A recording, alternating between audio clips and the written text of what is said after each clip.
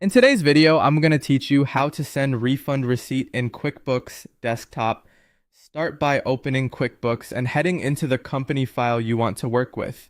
On the left side of your screen, look for the Create option. Click it, and under the Customer section, choose Refund Receipt. This opens the form you'll use to document and send the refund. Select the customer who is receiving the refund. Picking the correct customer ensures the receipt appears in the right account history and keeps your reports accurate. Next, check the email field. This is the address QuickBooks will use to send the refund receipt, so make sure it's current and spelled correctly. Confirm or enter the billing address as well. This is what will appear on the document your customer receives. Set the refund receipt date.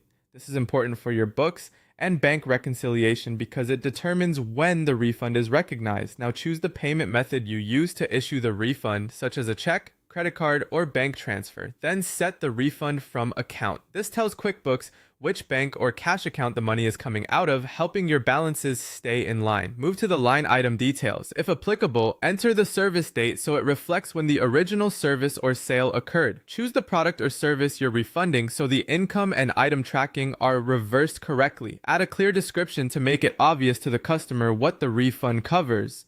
Enter the quantity and the rate. QuickBooks will calculate the amount based on those entries. Review the calculated amount to ensure it matches your refund policy and any prior agreements. At the bottom, review the total. If sales tax or discounts were part of the original transaction, confirm the totals reflect the correct final refund. Before sending, scroll to the bottom and take a moment to review everything. Customer details, date, payment method, refund from account, item lines, and total. When you're confident it's correct, choose Save and Send.